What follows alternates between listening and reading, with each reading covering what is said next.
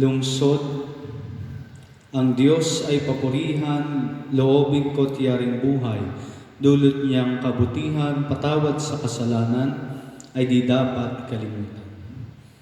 Sa ngalan ng Ama at ng Anak at ng Espiritu Santo. Amen. Ang pagpapala ng ating Panginoong Hesukristo, ang pag-ibig ng Diyos Ama, at ang pakikipagkaisa ng Espiritu Santo naway sumainyong lahat. At sumainyo. Mga kapatid, aminin natin ang ating mga kasalanan upang tayo maging marapat gumanap sa banal na pagdiriwang.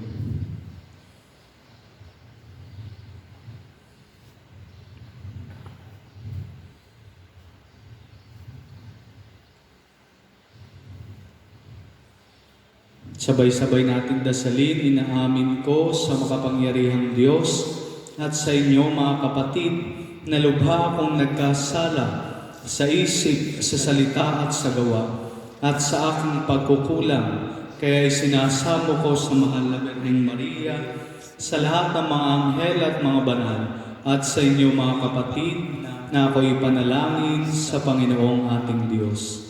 Kaawaan tayo ng makapangyarihang Diyos, patawarin tayo sa ating mga kasalanan, at patnubayan tayo sa buhay na walang hanggan. Amen. Panginoon, kaawaan mo kami. Panginoon, kaawaan mo kami. Kristo, kaawaan mo kami. Kristo, kaawaan mo kami. Panginoon, kaawaan mo kami. Panginoon, kaawaan mo kami. Manalangin tayo.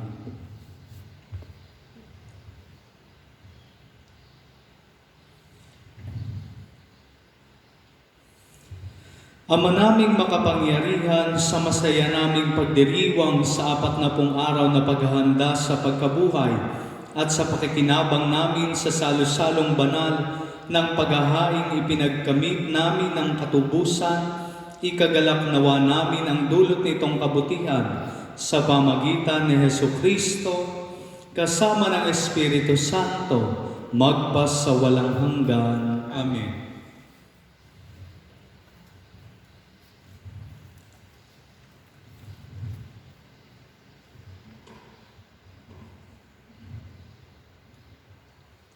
Pagbasa mula sa aklat ni Propeta Oseas.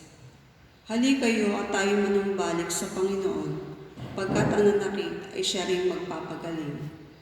Siya ang nanugat, kaya siya rin ang gagamot. Sa loob ng 2 araw ay mapalalakas niya tayo ulit, at sa 3 araw, tayo kanyang ibabangon upang mamuhay sa kanyang pagtangkilik. Hali kayo, sikapin nating makilala ang Panginoon. Tiyak na tutugunin tayo sa ating panawagan. Sintiyak ng pagdating ng bukang liwayway, darating siyang walang pagsala, tulad ng patak ng ulan na dumidilig sa kaparangan. Ano ang gagawin ko sa iyo, Efraim? Ano ang gagawin ko sa iyo, Huda? Ang pag-ibig ninyo sa akin ay tulad ng ulap sa umaga, gaya ng hamog na dadling napapawi. Kaya nga ipahahampas ko kayo sa aking mga propeta, lilipulin ko kayo sa pamamagitan ng aking mga salita, at simbilis ng kidlat ang pagkatupad ng aking hatol.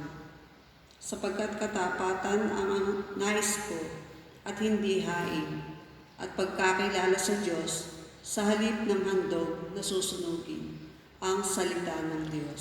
Salamat sa Diyos. Salmong tugunan, katapatan ng naisin, kalakip ng paghahain.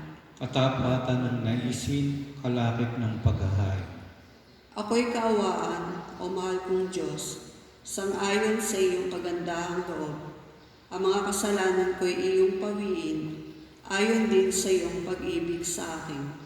Linisin mo sana ang aking karumhan, at ipatawad mo yaring kasalanan.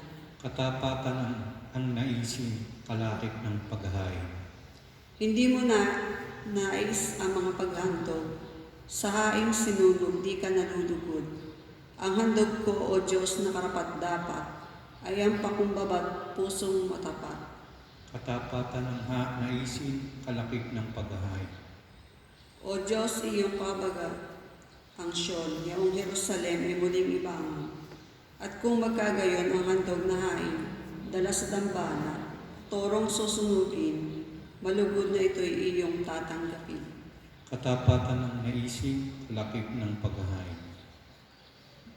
Kapag ngayon napakinggan ang tinig ng poong mahal, huwag na ninyong hadlangan ang pagsasakatuparan ng mithin at kalooban.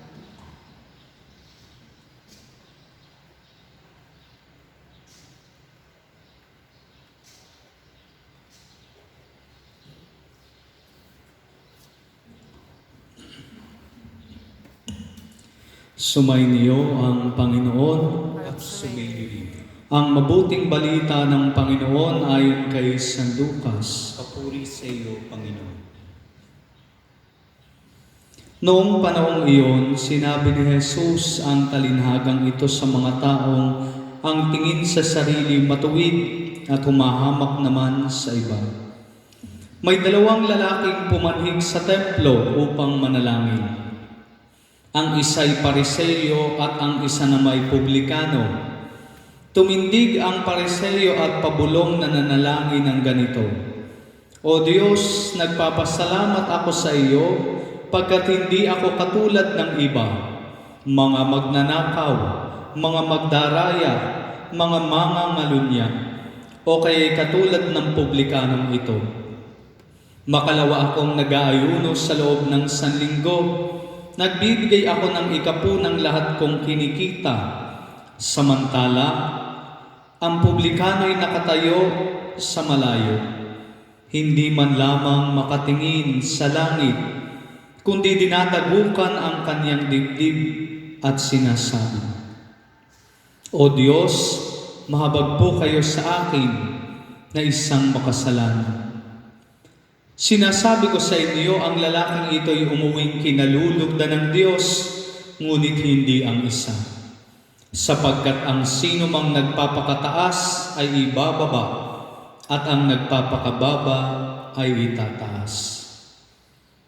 Ang mabuting balita ng Panginoon. Pinupuri ka namin, Panginoong Kristo.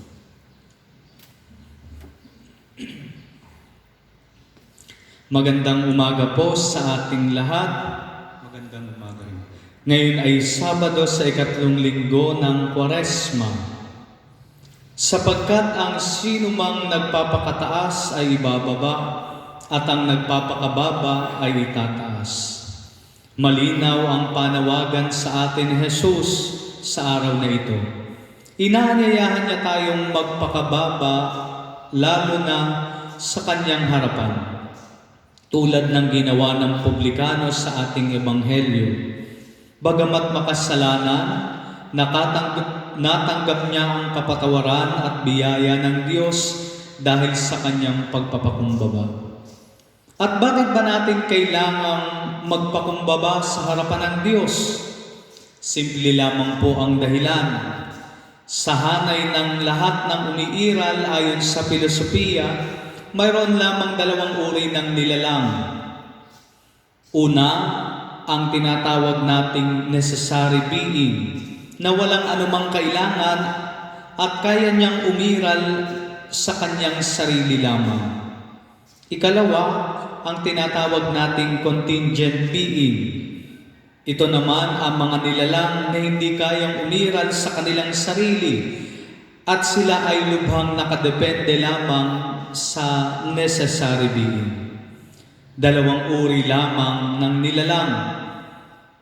At gayon nga sa ating pagninilay, walang ibang necessary being kundi ang Diyos. At lahat ng ibang nilalang ay pawang contingent beings lamang. Ipinapakita nito na tayong lahat, maging anuman ang ating posisyon, anuman ang ating trabaho, anuman ang ating estado sa buhay at anuman ang ating kayang gawin, nananatili pa rin tayong nakadepende sa Diyos. Maging ang ating kakayahang gumawa ng tama ay hindi lamang pawang sa ating sarili nagmula. Ito ay inspirasyon pa rin mula sa Panginoon. Kaya naman malinaw sa ating ebanghelyo na ang pinakamahalagang sangkap sa pagdarasal ay walang iba kung hindi ang pagpapakumbaba. ang pag-ako natin sa ating pagkukulang, at ang patuloy na pagtanggap na tayo ay nangangailangan ng tulong ng Diyos. Kabaligtaran sa nakita nating pagdarasal ng Pariseo. Sa kanyang ginawang pagdarasal, walang pangangailangan sa Diyos, walang pagsamo ng kanyang tulong. Sa halip, malinaw niyang ibinulalas ang lahat ng kanyang mabubuting ginagawa, na tila ba ito ay nagmula lamang sa kanyang sarili. In short, hindi na niya kailangan ang Diyos dahil mabuti na siya at sapat na siya sa kanyang sarili lamang. Ito ang pinagkaiba ng dalawang taong nagdasal sa ating ebanghelyo. Nakakatuwang makita ang isang article sa Facebook kung saan ang isang sikat na mayor ay pinupuri ng lahat dahil sa kanyang malasakit at magaling na pamamalakad sa kabila ng banta ng COVID-19. At ang tangi niyang sagot sa lahat ng nagtatanong sa kanya, hindi siya ang dapat papurihan, kundi ang mga kawani na kanyang katuwang sa lahat ng ginagawa niya. Sabi niya, hindi niya ito maisa sa katuparan kung wala sila. Wala rin siyang magagawa. Tunay ngang ang pagpapakumbaba ay hindi kailanman maglalayo sa atin sa Diyos. Sa halip, ito ay nagbibigay sa atin ng lubos na kagandahan sa mata ng Diyos upang makita niya tayong katangi-tangi. Natatandaan mo ba ang magnanakaw na nagpakumbaba sa tabi ni Jesus doon sa Kalbaryo? Hindi siya matuwid, at sa mata ng marami siya ay walang halaga. Subalit dahil sa kanyang pagpapakumbaba, ang kanyang taimtim na panalangin kay Jesus ay natupad. Sa halip na namatay ng makasalanan, siya ay nakilala bilang natatanging taong unang nakasama ni Jesus sa kaluwalhatian. At ito, mga kapatid, ang paanyaya sa atin ngayong panahon ng Kwaresma, sa kabila ng ating paghihirap na dinaranas din bunga ng pagsubok na ito. Manatili tayong tumatawag sa ating Panginoon dahil ang magdadala sa atin sa langit ay hindi lamang ang ating mabubuting gawa, kundi higit sa lahat ang ating pusong mapagpakumbaba. Pagpalain po tayo.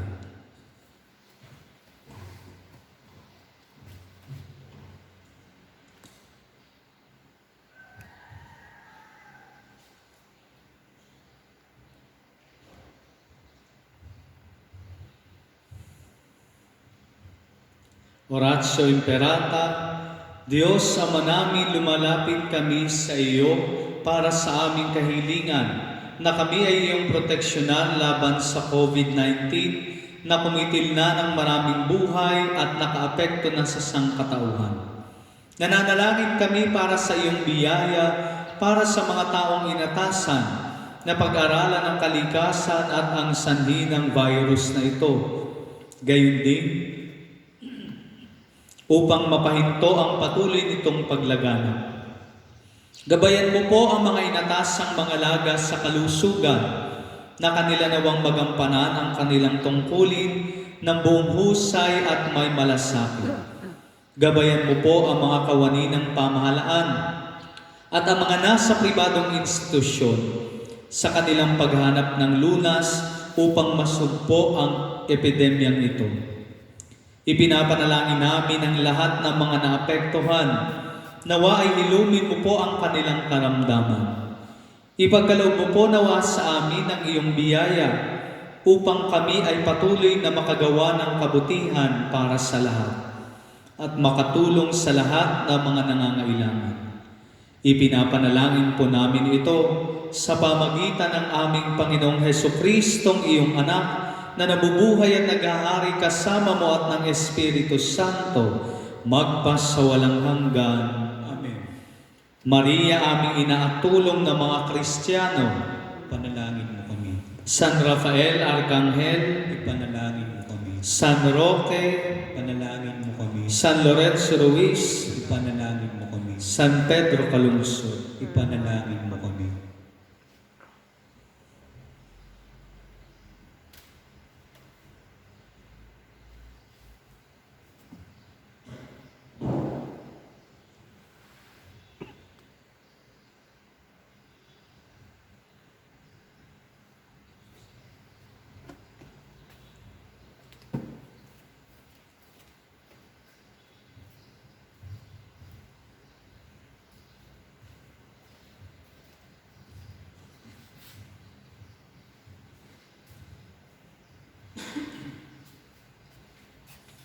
Kapuri-puri ka Diyos sa lumikha sa sanlibutan, sa iyong kagandahang loob narito ang aming maiyaalay.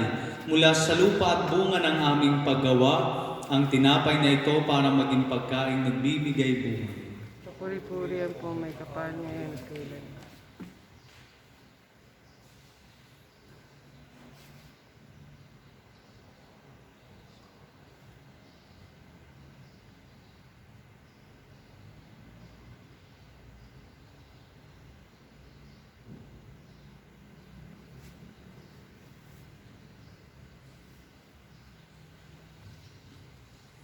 Kapuri-puri ka Diyos sa lumikha sa sanlibutan, sa iyong kagandahang loob narito ang aming maiyaalay. Mula sa katas ng ubas at bunga ng aming paggawa, ang alak na ito para maging inuming nagbibigay ng iyong Espiritu. Kapuri-purihan po may kapal ngayon at kailanman.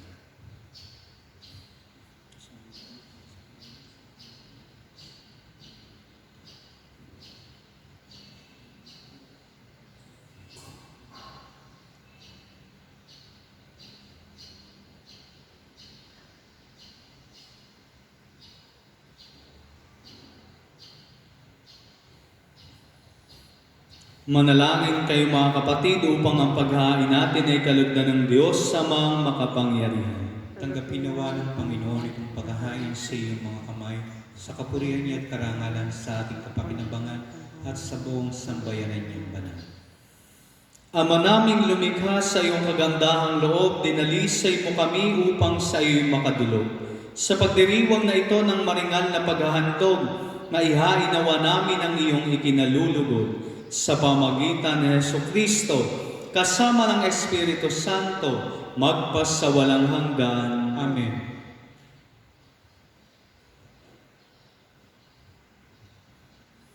Sumainyo ang Panginoon, At sumingilin. itaas sa Diyos ang inyong puso at diwa. Tinaas na namin sa Panginoon. Pasalamatan natin ang Panginoong ating Diyos. Marapat na siya ay pasalamatan.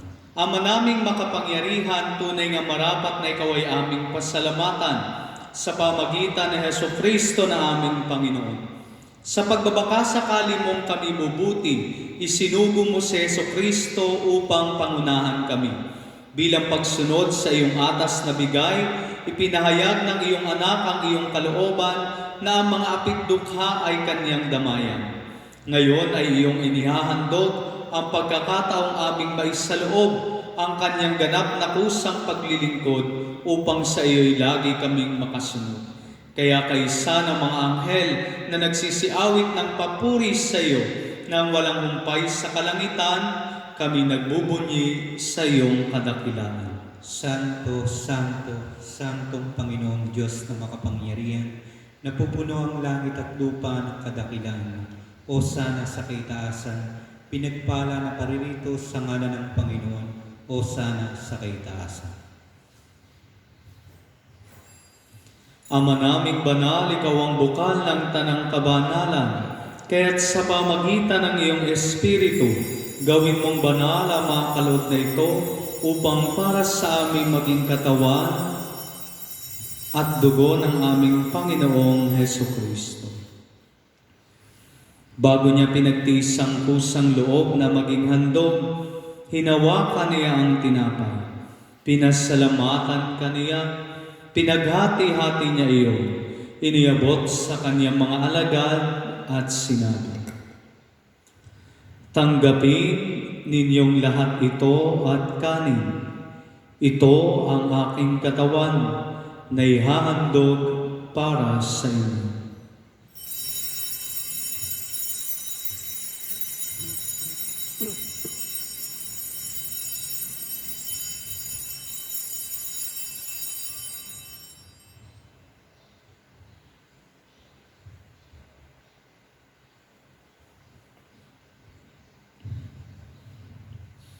Gayon din naman noong matapos ang hapunan, hinawakan niya ang kalis. Muli kanyang pinasalamatan. Iniabot niya ang kalis sa kanyang mga alagad at sinabi, "Tanggapin ninyong lahat ito at inumin. Ito ang kalis ng aking dugo, ng bago at walang hanggang tipan.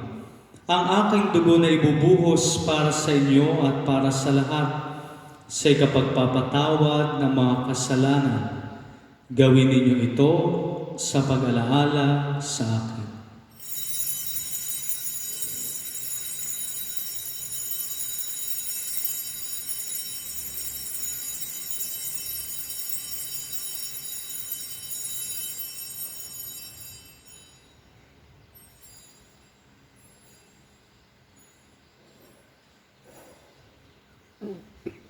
Ipagbunyi natin ang misteryo ng pananampalataya. Si Kristo'y namatay, si Kristo'y nabuhay, si Kristo'y babalik sa wakas ng panahon. Ama, ginagawa namin ngayon ang pag-alala sa pagkamatay at muling pagkabuhay ng iyong anak.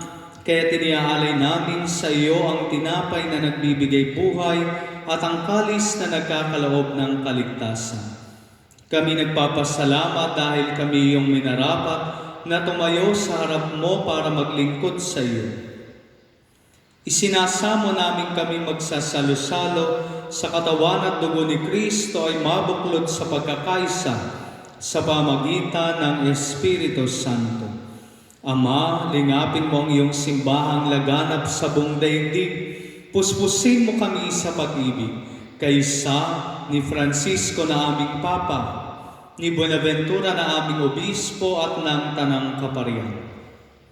Alalahanin mo rin ang mga kapatid naming nahimlay na may pag-asang sila'y muling mabubuhay, gayon din ang lahat ng mga pumanaw.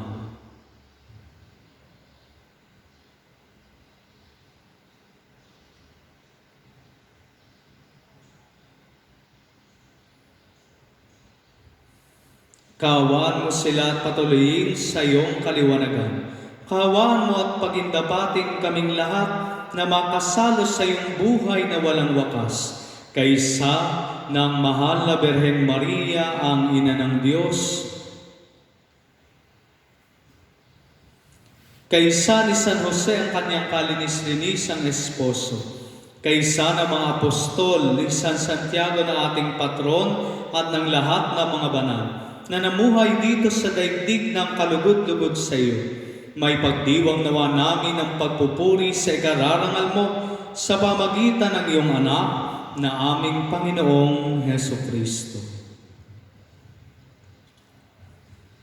Sa pamagitan ni Kristo, kasama niya at sa Kanya, ang lahat ng parangal at papuri ay sa iyo, Diyos amang makapangyarihan, kasama ng Espiritu Santo, magpa sa walang hanggan. Amen. Bilang isang pamilya, tumawag tayo sa ating Ama sa pamagitan ng panalangin itinuro ng ating Panginoong Hesus. Manamin sumasalangit ka, sambahin ang ngalan mo, mapasa amin ang kaharian mo, sundin ang loob mo dito sa lupa para sa langit.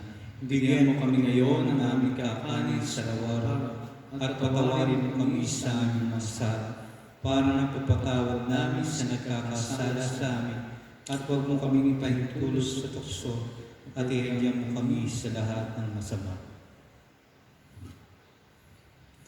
Hinihiling namin kami yadyas sa lahat ng masama, pagkalooban ng kapayapaan araw-araw, iligtas sa kasalanan at ilayo sa lahat ng kapahamakan. Samantalang aming pinananabikan ang dakilang araw ng pagpapahayag ng tagapagligtas naming si Hesukristo. Sapagkat sa iyo ang kaharian, kapangyarihan at kapurihan magpakailanman. Amen. Panginoong Heso Kristo, sinabi mo sa iyong mga apostol, kapayapaan ang iniiwan ko sa inyo. Ang aking kapayapaan ang ibinibigay ko sa inyo. Tunghayan mo ang aming pananampalataya at huwag ang aming mga pagkakasala. Pagkalooban mo kami ng kapayapaan at pagkakaisa ayon sa iyong kalooban, kasama ng Espiritu Santo, magpasawalang hanggan. Amen. Ang kapayapaan ng Panginoon ay laging sumainyo. At sumainyo rin. Magbigayan kayo ng kapayapaan sa isa't isa.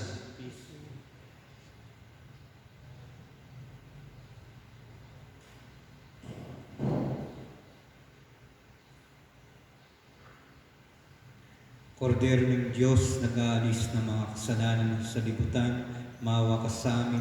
Kordero ng Diyos, nag-aalis ng mga kasalanan sa libutan, maawa ka sa amin. Kordero ng Diyos, nag-aalis ng mga kasalanan sa libutan, ipagkaloob mo sa amin ang kapayapaan.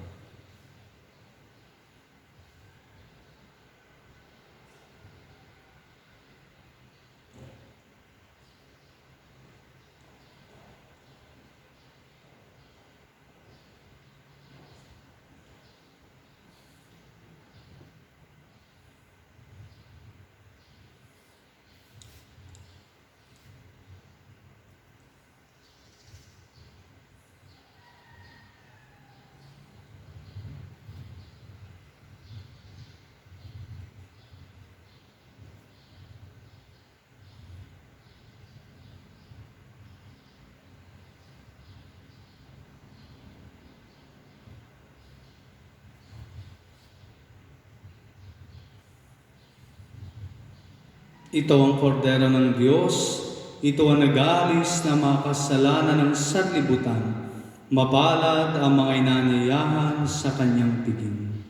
Panginoon, di ako dapat magpatuloy sa iyo, ngunit sa isang salita mo lamang ay gagaling na ako.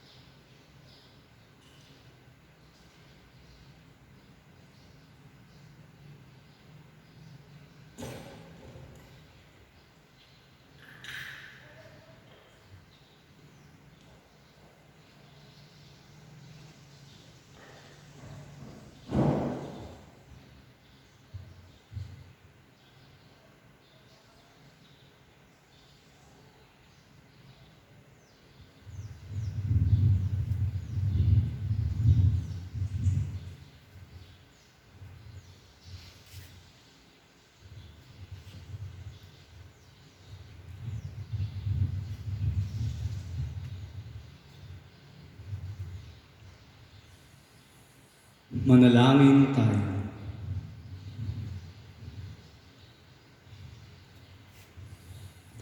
Ama naming mapagmahal, sa pagsasalong lagi sa banal na pakikinabang, mapangatawanan nawa namin ang wagas na ginagampanan sa aming pagsasaloob ng lagi namin ipinagdiriwang sa pamagitan ni Jesucristo, kasama ng Espiritu Santo, magpasawalang hanggan.